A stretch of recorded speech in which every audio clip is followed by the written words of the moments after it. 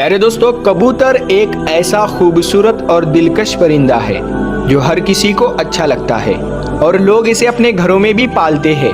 और घरों के अलावा अक्सर मस्जिदों की मीनारों पर या मज़ारों पर ये परिंदा मौजूद होता है। और कहते हैं कि कबूतर वो जानवर है, वो परिंदा है जिसके लिए हज़रत नूह अलैहिस्सलाम ने सलामती की दुआ फरमाई थी।